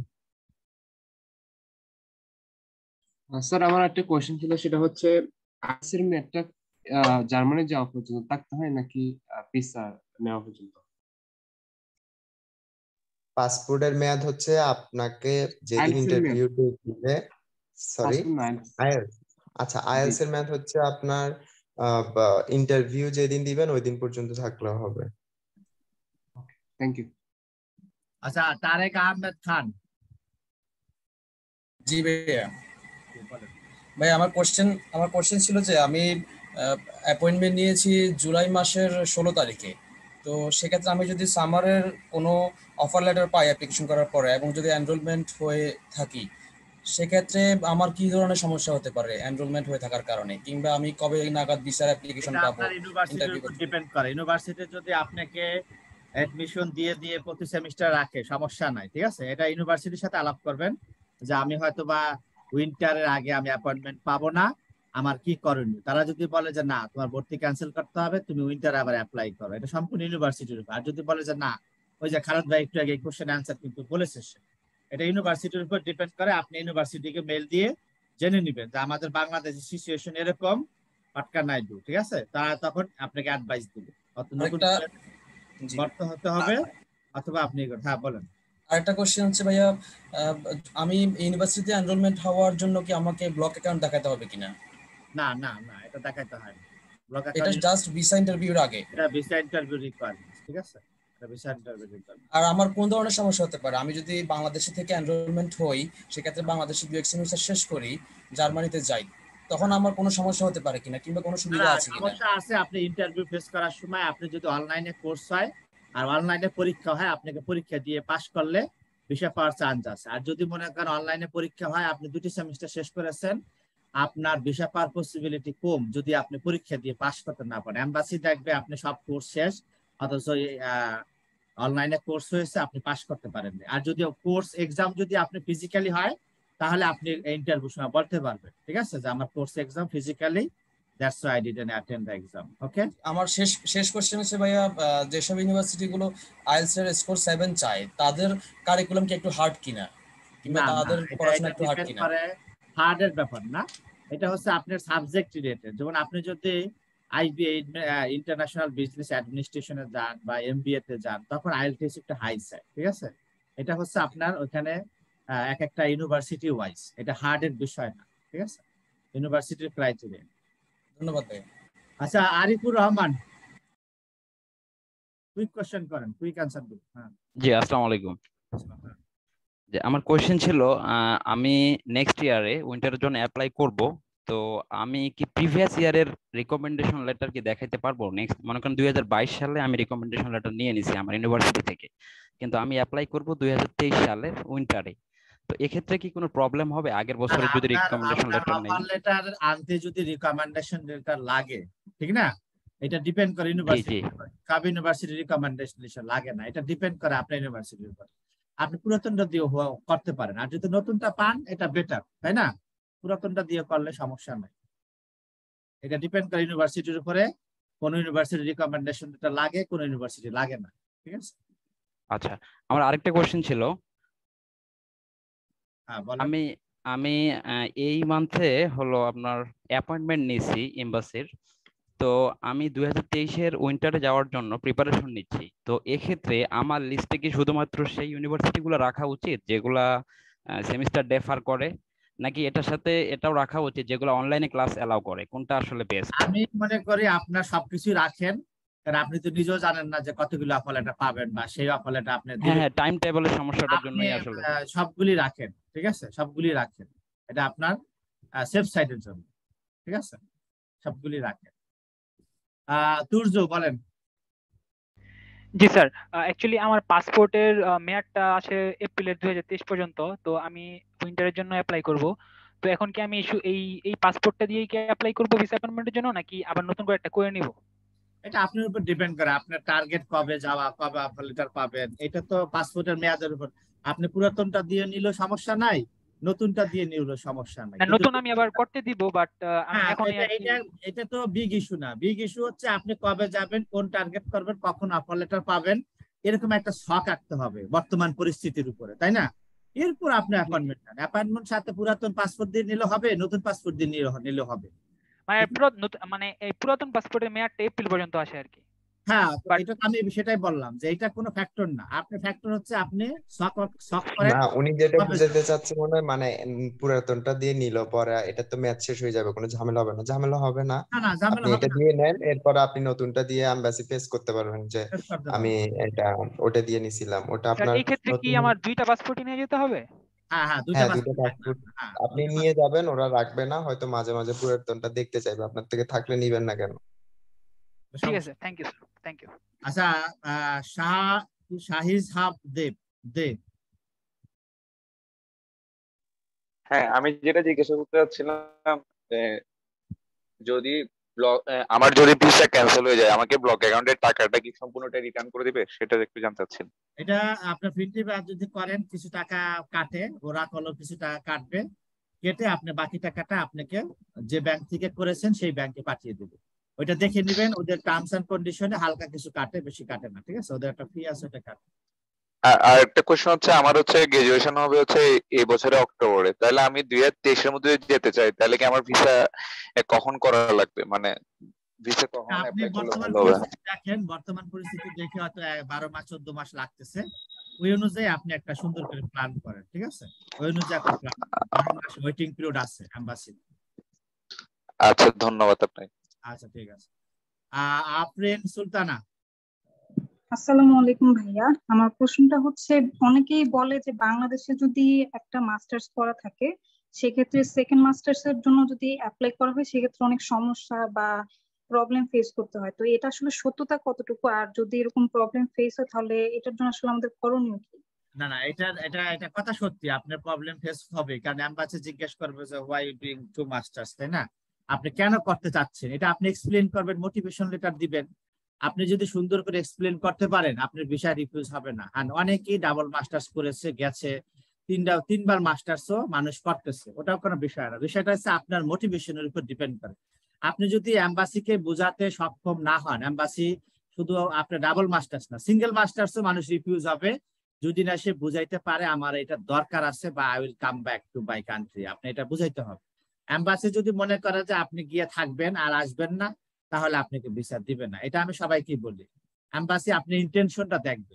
আপনি সেকেন্ড মাস্টার যদি সাবজেক্ট রিলেটেড না হয় তাহলেও আপনার সমস্যা হবে। আপনি এটা আপনার উপর ডিপেন্ড করে, আপনি কেন যাচ্ছেন, কি করতে যাচ্ছেন এবং এটাতে আপনার কি বেনিফিট হবে। আপনি সুন্দর একটা মোটিভেশন লিখবেন এবং ইন্টারভিউর সময় আপনাকে এক্সপ্লেইন করতে হবে। ঠিক আছে? এটা আপনার কোনো বিষয় না যে 2টা মাস্টার্স হলে ভিসা হবে না, না, একটা মাস্টার্সও মানুষ রিফিউজ হয়, বাট আপনি সেটা এক্সপ্লেইন করতে হবে। ঠিক আছে? সুন্দরভাবে এক্সপ্লেইন করতে হবে। ওকে, ইউজার আপনি বলেন। আসসালামু আলাইকুম ভাইয়া। আচ্ছা ভাইয়া, ফ্যামিলি রিইউনিয়ন ভিসার থ্রুতে যদি ভিসাতে জার্মানিতে কেউ যায়, যাওয়ার পরে ওইখানে কি কোনো জার্মান ইউনিভার্সিটিতে মাস্টার্স এর জন্য অ্যাপ্লাই করতে পারবে? আর যদি করে তাহলে সেক্ষেত্রে রিক্রুটমেন্ট গুলো কি কি, রিকোয়ারমেন্ট গুলো কি কি? এটা আমার মনে হয় যায়। খালেদ ভাই কি বিষয়টা জানেন? আমার মনে হয় যায় রিকোয়ারমেন্টস একই, অন্য 8-10 জনের জন্য যেটা রিকোয়ারমেন্ট ভার্সিটির একটা প্রোগ্রামের জন্য আপনার জন্য একই। তাহলে তো এখান থেকে আইএলটিএস দেওয়ার যে একটা ব্যাপার আছে, তো ওইখানে কি সেম আইএলটিএস কি লাগবে? হ্যাঁ, আপনার সাবজেক্টে যদি আইএলটিএস লাগে তো আপনার জন্য তো লাগবে। ওটা তো ইউনিভার্সিটি রিকোয়ারমেন্টস, আপনি ইউনিভার্সিটি রিকোয়ারমেন্টস ফুলফিল করলে আপনি কি নেবেন, বাট যায়, আপনি ট্রাই করে দেখতে পারেন। ওকে, আচ্ছা শাফিন রেজা, আমরা 2টি কোশ্চেন নেব। হ্যাঁ বলেন। আমার কোশ্চেনটা হচ্ছে যে আমি 2021-এ এইচএসসি দিয়েছি এন্ড আমি হচ্ছে এখনো ইউনিভার্সিটিতে ভর্তি হইনি। তো আমি হচ্ছে ওখানে যে ব্যাচেলর করতে চাই, তো আমি এখানে হচ্ছে ইউনিভার্সিটিতে 1 বছর পড়ে তারপর ওখানে যে ব্যাচেলর করব। কিন্তু আমার কোশ্চেনটা হচ্ছে আমি যদি আইএলটিএস আমার দিতে হয় তাহলে হচ্ছে যে আমার জার্মানি ল্যাঙ্গুয়েজটা কোন লেভেল পর্যন্ত শিখতে হবে এবং এই সময়ে বসে আমার ফার্স্ট পদক্ষেপটা কি হবে? না, জার্মান ল্যাঙ্গুয়েজটা আসলে তো আপনার মানে ইউনিভার্সিটির রিকোয়ারমেন্টস কিছু কিছু আছে। বিষয়টা হচ্ছে জার্মান ল্যাঙ্গুয়েজটা আপনার অতপ্রত জড়িত, কারণ এই যে খালেদ ভাই আছে, অনেকে যারা জার্মানিতে আছেন তারা জানেন যে জার্মান ল্যাঙ্গুয়েজটা মাস্ট লাগবেই ভালো জব পেতে হলে। কারণ আপনি বাংলাদেশে বাংলা ছাড়া চলতে পারবেন না, যেরকম জার্মানিতে জার্মানি ছাড়া ওরা ইংলিশকে এটা ডোন্ট কেয়ার ভাব। ঠিক আছে? আর ইউনিভার্সিটি আপনার অনুযায়ী, যেমন ডাক্তার, আপনি তো ডাক্তার না বা ডেন্টিস্ট না, আমি হচ্ছে ব্যাচেলরের জন্য আমি কমার্সের স্টুডেন্ট। আপনি যদি ব্যাচেলরের জন্য যেতে চাচ্ছেন, এটা ইউনিভার্সিটি যদি আপনি আইনস বা আসওয়াই বা বেআইনস থাকে, অনেক সাবজেক্ট আপনার পথটা খোলা থাকবে। আর যদি ইংলিশ চুজ করেন, ইংলিশে আপনার আছে হাজার হাজার সাবজেক্ট আছে, এটা ডিপেন্ড করে আপনার উপর। বা জার্মান ল্যাঙ্গুয়েজটা শুধু সাবজেক্ট চুজ করতে লাগতেছে না, আপনার ওখানে যাওয়ার পরও লাগবে। ঠিক আছে? হ্যাঁ, তো সেই ক্ষেত্রে এখানে বসে আমার প্রথম পদক্ষেপটা কি হবে জার্মানির জন্য? আপনি জার্মানিটাও শিখবেন, আইএলটিএসও লাগবে। আপনি তো আইএলটিএস ছাড়া তো ইংলিশ মাস্টার্সে ইংলিশ অনার্সে যেতে পারবেন না। দুটি চালান, আপনি জার্মানও শিখে যান, আইএলটিএসও করেন, তাই না? এটা আপনার বেস্ট পদক্ষেপ। আইএলটিএসটা জাস্ট আপনি দেশের বর্ডারটা পার হইতে লাগবে, মানে এমবাসি ফেস করার জন্য। আর এখানে এসে যে আপনি সাস্টেইন করবেন, এটার জন্য আপনাকে মাস্ট জার্মান লাগবে। এটা যদি আপনি বাংলাদেশ থেকে করে যান তাহলে ওইখানে প্রায় 1 বছর আপনার সেভ হইবে, তাই না? না, ল্যাঙ্গুয়েজটা আমার কোন লেভেল পর্যন্ত শিখতে হবে? A1 A2 B1 B2 C1 পর্যন্ত শিখেন। আমার একটা স্টুডেন্ট আছে, C1 পর্যন্ত করে গেছে। তো সে তো C1 মানে জার্মান নাগরিকদের মতো স্পিকিং, তাই না? এটা আপনার উপর ডিপেন্ড করে, আপনার সময় থাকলে আপনি স্টেপ বাই স্টেপ পার করে যান, সমস্যা নেই, বসে থাকবেন। ঠিক আছে? Good. Arifur Rahman, quick question. জি, আমার একটা কোয়েশ্চেন ছিল। আমার আসলে ইন্টারমিডিয়েটের পর 2 বছরের গ্যাপ আছে, আর আমি আসলে মাস্টার্সের জন্য যাব। তো এক্ষেত্রে কি আমার এসওপি তে আমার গ্যাপটা কি মেনশন করা লাগবে অ্যাপ্লাইতে, যেটা এসওপি দিব আর কি? না, এখানে তো মেনশনের কিছু নাই। আপনি তো এখানে সার্টিফিকেট দিবেন, সিভি দিবেন, সিভি তে তার মেনশন করার দরকার নাই। কি খালেদ ভাই?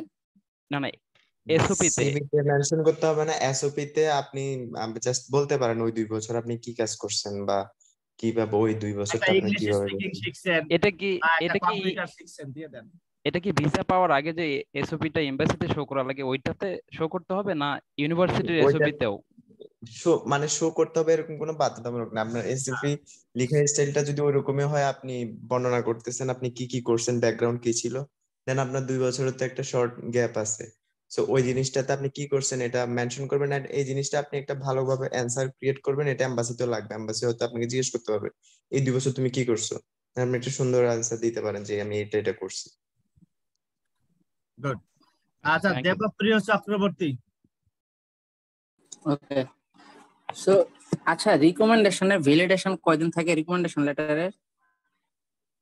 রিকমেন্ডেশন লেটার ভ্যালিডিটি না, এটা তো এটা আমি যদি এটা কি না, মানে আমার ভ্যালিডিটি আছে নাকি এটা? এটা ওরকম কোনো ভ্যালিডিটি নেই, তবে 2 বছরের বেশি পুরাতন না হওয়া ভালো। 2 বছর মানে মোটামুটি ভালো সময়। তো আমি যদি এই বছর রিকমেন্ডেশন লেটার নিয়ে নেই, তো আমি কি নেক্সট উইন্টারে অ্যাপ্লাই করতে পারবো? হ্যাঁ, পারবেন। রিকমেন্ডেশন লেটার সব ইউনিভার্সিটি চায় না, আপনি দেখে নিন কোন কোন ইউনিভার্সিটি।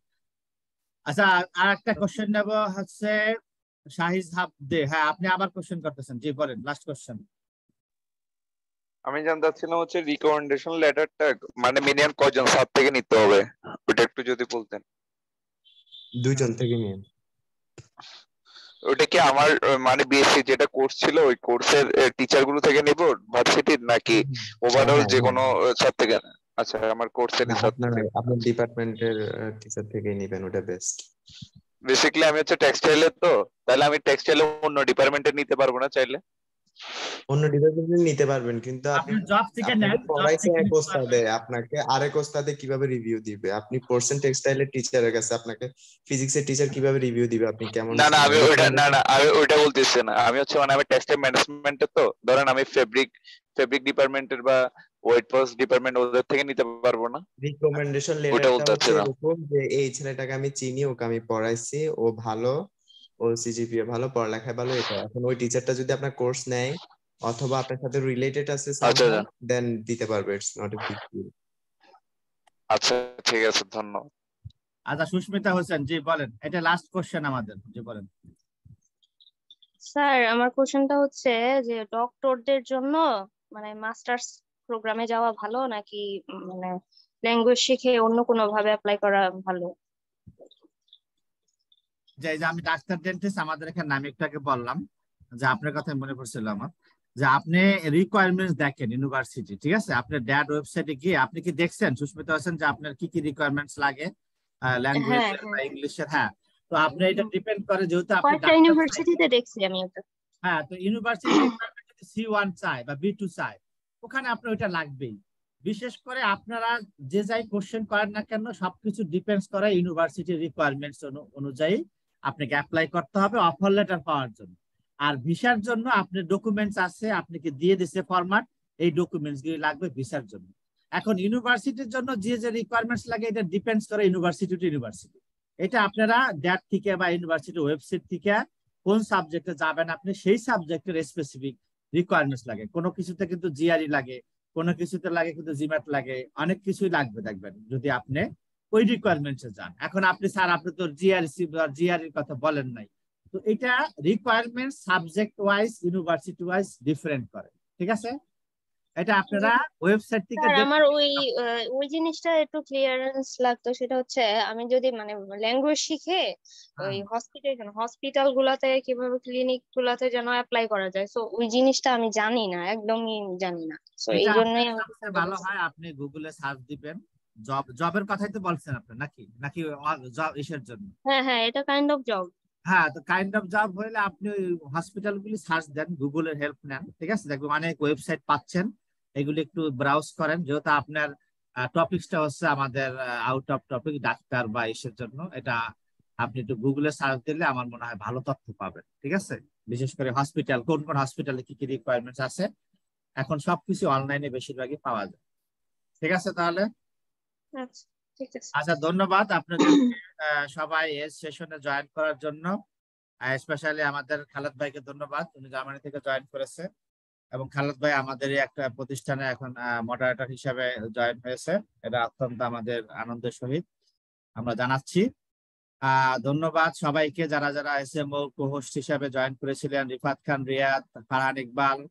ঠিক আছে, তো আমি ধন্যবাদ দিয়ে শেষ করতে চাচ্ছি এবং সুমাইয়া রহমান আপনি শেষ করে দেন। ঠিক আছে, সুমাইয়া রহমান শুনতে পাচ্ছেন আপনি? জি স্যার। জি, আপনি শেষ করে দেন। আচ্ছা, আশা করি আপনারা আজকের সেশনটির মাধ্যমে অনেক অজানা জিনিস জানতে পেরেছেন এবং আপনাদের যেসব বিষয়ে কনফিউশন ছিল সেগুলো দূর করতে পেরেছেন। আমাদের দ্বারা ভুল ত্রুটি হলে ক্ষমা সুন্দর দৃষ্টিতে দেখার জন্য অনুরোধ করছি।